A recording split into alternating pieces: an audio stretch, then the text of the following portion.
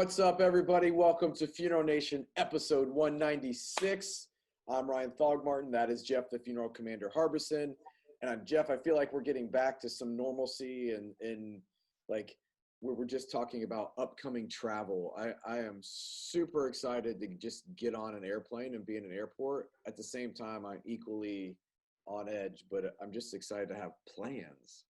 I'm with you. And we're starting to see some things open up. The NFDA is having their leadership conference in Charleston.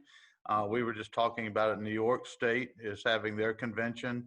Still kind of waiting on NFDA, what they're going to do with the big one, but a little bit of normalcy, as you said. And the definition of normal, I think, has changed significantly, don't you? Yeah, that's right. That dartboard bullseye is fluid at the moment. So, but look, hey, speaking of normalcy, a couple of your guys are back on the road for C&J, seeing some clients in funeral homes.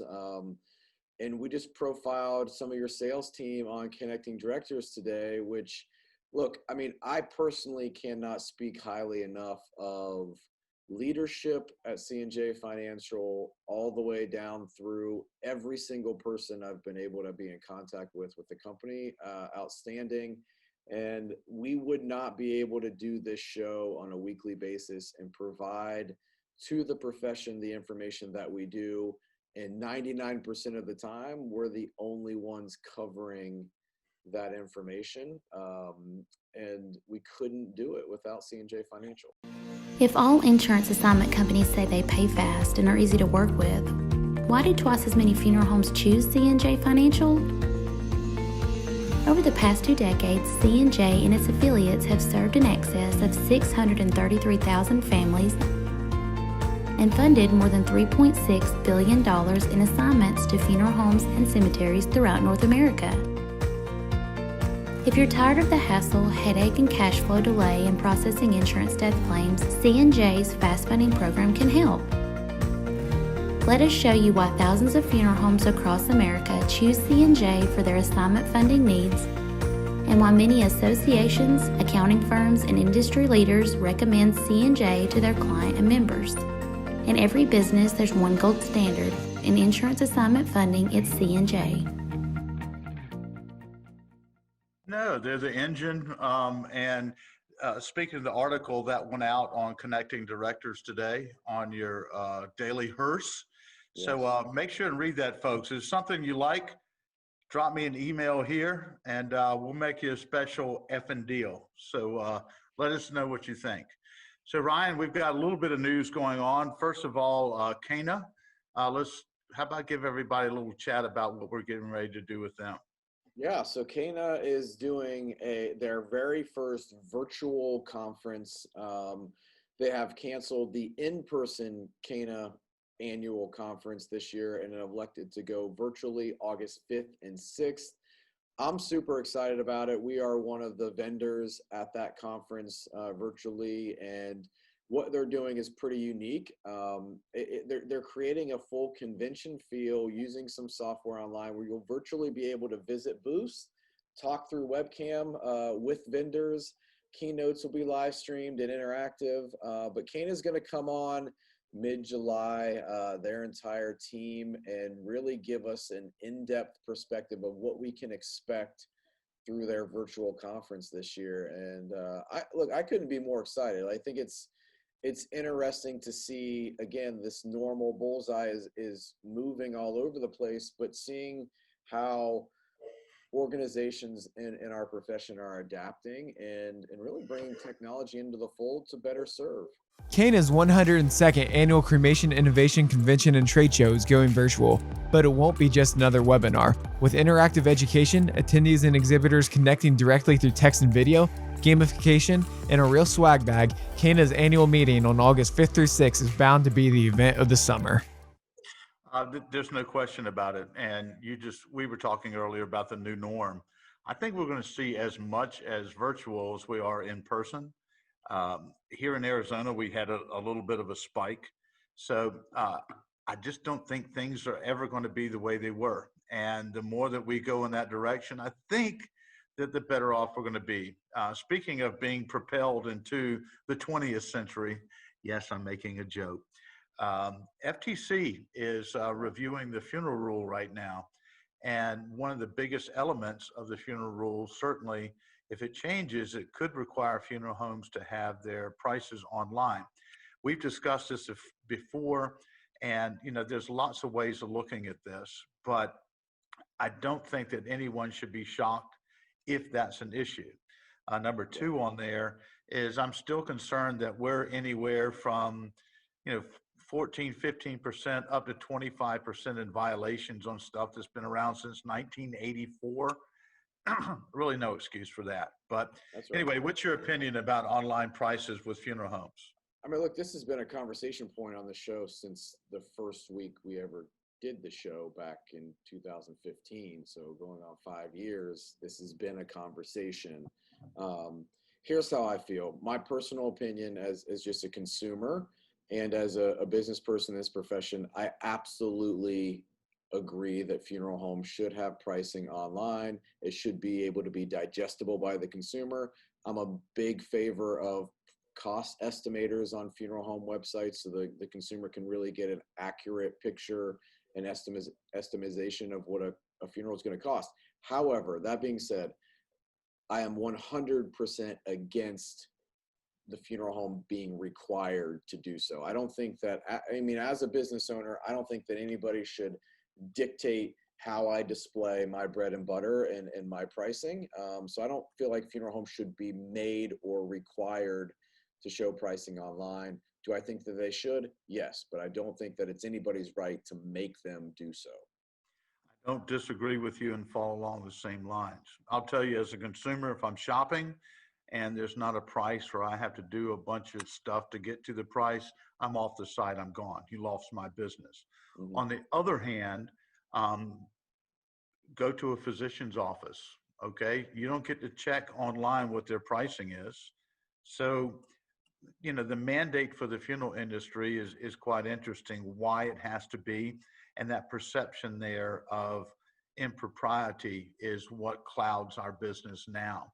It doesn't help, again, when we have 15 to 25% violations of something that's been around, for 35 years. So the point being, I think we're going to see a mandate, and it'll be interesting how that's rolled out because, again, the formats, I've seen GPLs that are 4 or 5 pages long, and then I've seen them also in a legal bifold. So they're going to have to do a lot of work in order to make it really sustainable long-term and make it easy for the consumer. They're going to have to come up with a new format that everybody understands because GPLs are not the easiest thing to figure out how much a funeral is. I think you just said the pricing tool is a home run, but we'll see where we go. Yeah, I mean, I agree. And that's why Disrupt built PriceMyFuneral.com. It's a very simple plug and play cost estimator that funeral homes can use on their website. That's the consumer's 100% in control. And I don't know about you, but I spend a lot of time with price cost estimators when I'm looking at vehicles. And I'm better prepared when I walk into a dealership to know what my payment's going to be and what the options are because of those tools. And I think it makes that conversation for the dealership and for me as the consumer a whole lot easier because I'm walking in with ready to buy something, right? So and I have an idea of where I'm at, and what I want to spend. Speaking of which, you also pulled up a really great video I watched this morning with buying an urn from Amazon and your experience doing it. Interesting take there, young man. Look, we've had some downtime, right? So our team has been like, okay, what can we fill the pipeline with? And we got in discussion about urns and we needed to purchase an urn ourselves for a project that we're working on. And we said, let's just go to Amazon. Let's act like consumers and let's see what the process of buying an urn was like on Amazon. And look, I don't know, it took us 15 minutes to pick out an urn. It was here through Amazon Prime. 2 days later, it came packaged perfectly. And I've got to unpackage a lot of urns being at the vault company and taking urns to customers that ordered them. the experience of unboxing the urn from Amazon was exactly the same. The way it was packaged was perfect. The presentation was exactly the same. It came with a bonus memento that I didn't even know that it came with. The quality of the urn was fine. We think the urn is from India. It does not say on the urn itself, but the bag that came with it said made in India. And that was a question that we got asked by a number of funeral directors once we posted that video online. But you can go to Connecting Directors Facebook page to see that. You can go Disrupt's Facebook page to see that unboxing. But look, Jeff, I mean, it was super easy, and I think there's two things that I really take away from that. One, funeral homes need to be better prepared and understand that there's other options for the consumer to go out and buy product. And if they aren't building a relationship based around trust and transparency with the consumer prior to the consumer ever being in that position, then there's the opportunity they're going to lose that family. Two, if they're not making the option for an online store or pricing online or the ability for a consumer to easily get what they need through the funeral home via online, they're going to be missing a huge opportunity, because we've talked about it on the show before. Amazon is working on a funeral store where they will have a funeral category. Right now, urns and funeral products are in like a home goods category, not a specific funeral category. When that happens, it could be massively disruptive. The process was insanely easy and a perfect experience. Yes, and the only thing I'll say that for a consumer, they also have to do a transfer of the cremated remains into that vessel. However, if they've received it in the thick plastic bag that's bound up, then it's not that big a deal. However, that seems to be an issue for some folks. They don't want to have to make a mess and possibly have a catastrophe. So, but doesn't that present an opportunity for the funeral home to say, that's fine, you purchased your urn on Amazon, bring it in, we'll help you do the transfer and build a relationship? You know what?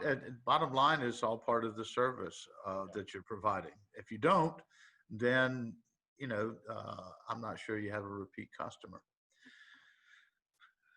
Anyway, so our friends at Plotbox, they're still banging it out here. I see stuff all the time. They're doing a wonderful job, and we're grateful that they're alongside us as partners here.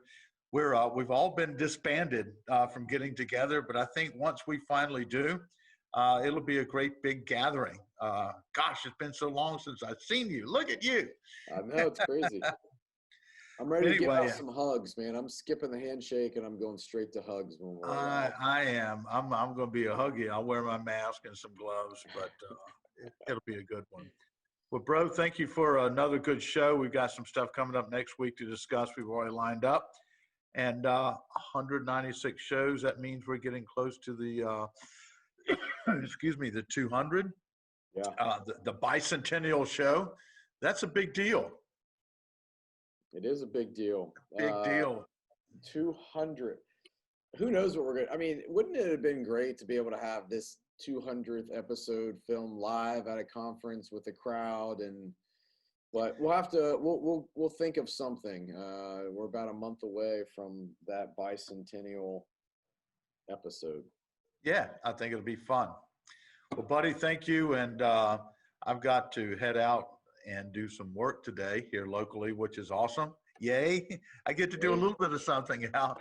But anyway, we'll see you next week sometime for 197. All right. Until next time, have a great effing week.